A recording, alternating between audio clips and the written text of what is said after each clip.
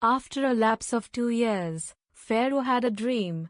He was standing by the Nile when up out of the Nile came 7 cows, fine-looking and fat. They grazed in the reed grass.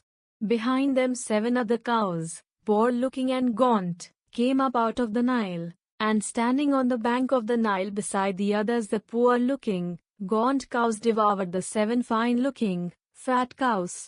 Then Pharaoh woke up. He fell asleep again and had another dream. He saw 7 ears of grain, fat and healthy, growing on a single stalk. Behind them sprouted 7 ears of grain, thin and scorched by the east wind, and the thin ears swallowed up the 7 fat healthy ears. Then Pharaoh woke up. It was a dream. Next morning his mind was agitated. So Pharaoh had all the magicians and sages of Egypt summoned and recounted his dream to them, but there was no one to interpret it for him. Then the chief cupbearer said to Pharaoh, "Now I remember my negligence once. When Pharaoh was angry with his servants, he put me and the chief baker in custody in the house of the chief steward. Later, we both had dreams on the same night, and each of our dreams had its own meaning. There was a Hebrew youth with us, a slave of the chief steward, and when we told him our dreams, he interpreted them for us and explained for each of us the meaning of his dream. Things turned out just as he had told us. I was restored to my post, but the other man was impaled." Pharaoh therefore had Joseph summoned, and they hurriedly brought him from the dungeon. After he shaved and changed his clothes, he came to Pharaoh. Pharaoh then said to Joseph, "I had a dream, but there was no one to interpret it.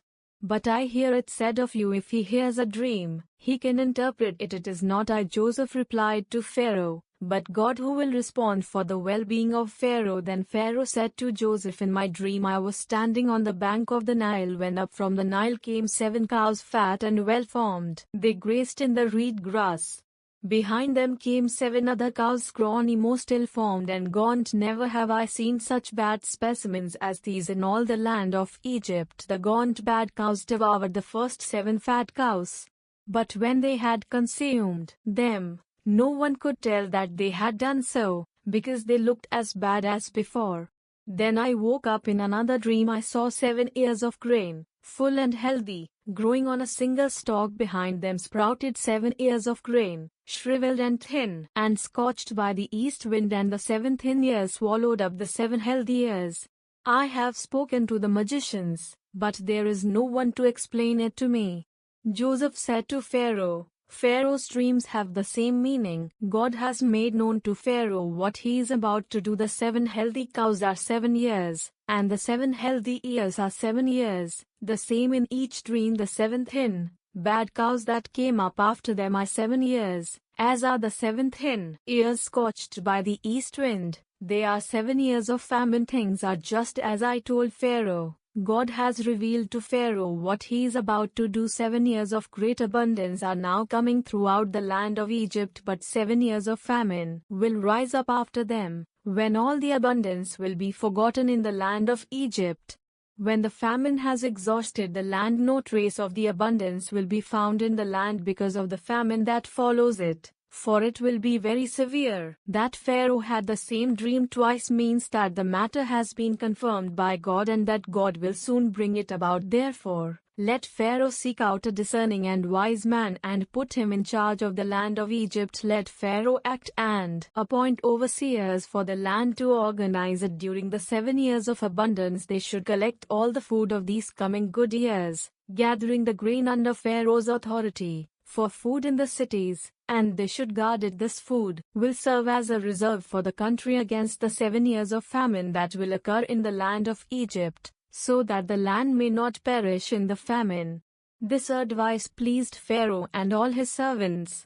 "Could we find another like him?" Pharaoh asked his servants, "a man so endowed with the Spirit of God." So Pharaoh said to Joseph, "Since God has made all this known to you, there is no one as discerning and wise as you are. You shall be in charge of my household, and all my people will obey your command. Only in respect to the throne will I outrank you." Then Pharaoh said to Joseph, "Look, I put you in charge of the whole land of Egypt." With that Pharaoh took off his signet ring and put it on Joseph's finger. He dressed him in robes of fine linen and put a gold chain around his neck.